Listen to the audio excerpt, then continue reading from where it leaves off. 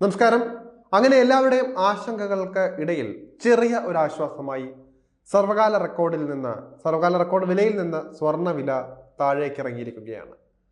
ആഗോള വിപണിയിൽ മാറ്റം സംഭവിച്ചതാണ് കേരള വിപണിയിലും പ്രതിഫലിച്ചത്. ആഗോള വിപണിയിൽ സ്വർണ്ണവില വൻതോതിൽ ഇടിഞ്ഞിട്ടുണ്ട്. കേരളത്തിൽ ഇന്ന്, അതായത് ഫെബ്രുവരി മാസം 3-ാം തീയതി സ്വർണം വാങ്ങാൻ ആഗ്രഹിക്കുന്നവർക്ക് നല്ല ദിനമായിട്ട് കണക്കാക്കാം. കേരളത്തിൽ ഒരു പവൻ സ്വർണത്തിന്റെ വില 61,640 രൂപയാണ് ഇപ്പോൾ. കഴിഞ്ഞ ദിവസം 61,960 രൂപയായിരുന്നു വില. 320 രൂപയുടെ കുറവാണ് ഉണ്ടായിരിക്കുന്നത്. 22 കാരറ്റ് സ്വർണം ഗ്രാമിന് 40 രൂപ കുറഞ്ഞ് 7,705 രൂപയിൽ എത്തിയിട്ടുണ്ട്. 18 കാരറ്റ് സ്വർണം ഗ്രാമിന് 30 രൂപ കുറഞ്ഞ് 6,365 രൂപയുമായി. അതേസമയം വെള്ളിയുടെ വില കുതിക്കുകയാണ്. ഗ്രാമിന് 3 രൂപ കുറഞ്ഞ 104 എന്ന നിരക്കിലെത്തിയിട്ടുണ്ട്. ആഗോള വിപണിയിൽ സ്വർണ്ണവില വലിയ തോതിൽ ഇടിഞ്ഞിരിക്കുകയാണ്. കഴിഞ്ഞ ദിവസം ഔൺസ് സ്വർണത്തിന് $2,800 മുകളിലായിരുന്നു ഉണ്ടായിരുന്നത്. ഇന്ന് $2,778 വീണിട്ടുണ്ട്. വരും ദിവസങ്ങളിലും നേരിയ ഇടിവിന് സാധ്യതയുണ്ട് എന്നാണ് വിലയിരുത്തൽ. ഓഹരി വിപണിയിലും ഇടിവ് തുടരുകയാണ്. അമേരിക്കൻ പ്രസിഡന്റ് ഡൊണാൾഡ് ട്രംപിന്റെ പുതിയ തീരുമാനമാണ് സ്വർണ്ണവില കുറയാൻ കാരണമായിട്ടുള്ളത്. നിലവിലെ വിപണി സാഹചര്യത്തിൽ മാറ്റം വന്നാൽ സ്വർണ്ണവില കൂടാനുള്ള സാധ്യത തള്ളിക്കളയാനാകില്ല. ഡോളർ വൻതോതിൽ മുന്നേറ്റം നടത്തിയിട്ടുണ്ട്. ഇന്ത്യൻ രൂപ കൂപ്പുകുത്തി ചരിത്രത്തിലെ ഏറ്റവും വലിയ ഇടിവിലായിട്ടുണ്ട്. അതേസമയം ക്രിപ്റ്റോ കറൻസിയായ ബിറ്റ്കോയിന്റെ വിലയും താഴ്ന്നിട്ടുണ്ട്. ക്രൂഡ് ഓയിൽ വില നേരിയ തോതിൽ മുന്നേറിയിരിക്കുകയാണ്. എന്തായാലും സ്വർണ്ണവിലയെ ഇതെല്ലാം കാര്യമായി സ്വാധീനിച്ചിട്ടുണ്ട്.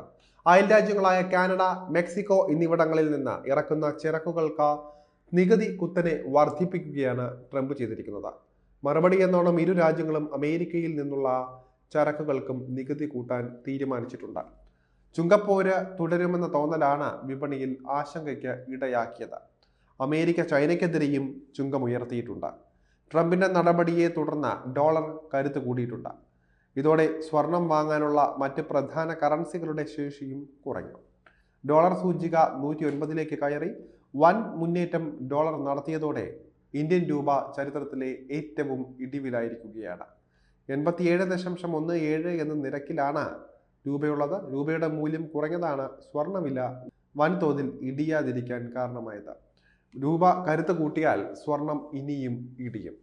വരും ദിവസങ്ങളിലും ഡോളർ കരുത്ത് കൂടാനും സ്വർണ്ണവില കുറയാനും തന്നെയാണ് സാധ്യത. അതുകൊണ്ട് തന്നെ ഇത് ഇന്ത്യൻ മാർക്കറ്റിലും പ്രതിഫലിക്കുമെന്ന വിശ്വാസത്തിലാണ് വ്യാപാരികളും അതുപോലെ തന്നെ ഉപഭോക്താക്കളും.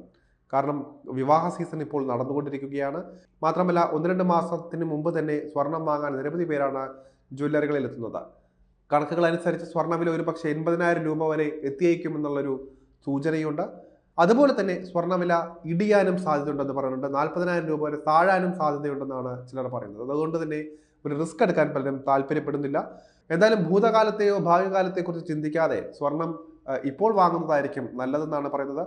കാരണം ഭാവിയിൽ ഇനി കൂടിയാലും അത് ഉപകാരപ്പെടുകയുള്ളൂ. അഡ്വാൻസ് ബുക്കിംഗ് സൗകര്യങ്ങളെല്ലാം ഒരുപാട് ജ്വല്ലറികൾ ഏർപ്പാടാക്കിയിട്ടുണ്ട്.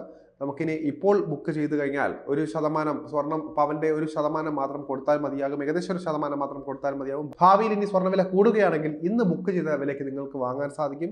ഒരു പക്ഷേ ഇനി കുറയുകയാണെങ്കിൽ അന്നത്തെ വിലയിൽ നിങ്ങൾക്ക് സ്വന്തമാക്കാൻ പറ്റുകയും ചെയ്യും. അതുകൊണ്ട് തന്നെ അഡ്വാൻസ് ബുക്കിംഗ് സൗകര്യങ്ങൾ പരമാവധി ഉപയോഗപ്പെടുത്തുന്നതായിരിക്കും വിവാഹ പാർട്ടിക്കാർക്കടക്കം നല്ലത്. അതേസമയം കാനഡയിൽ നിന്നുള്ള ക്രൂഡ് ഓയിലിനും ഇറക്കുമതി ചുങ്കം കൂട്ടാനുള്ള ട്രംപിന്റെ നീക്കം എണ്ണവില കയറാൻ കാരണമായിട്ടുണ്ട്. അതും സ്വർണ്ണവിലയെ സ്വാധീനിക്കുന്ന ഒരു കാര്യമാണ്. ബ്രന്റ് ക്രൂഡ് ബാരലിന് $76 ഉയർന്നിട്ടുണ്ട്. മറ്റ് ക്രൂഡ് ഇനങ്ങൾക്കും വില കയറിയിട്ടുണ്ട്. ക്രിപ്റ്റോ കറൻസിയായ ബിറ്റ്കോയിൻ വില താഴോട്ട് പോയി. $94,000 പുതിയ വില. നേരത്തെ 1 ലക്ഷത്തിന് മുകളിലായിരുന്നു ഇതുണ്ടായിരുന്നത്.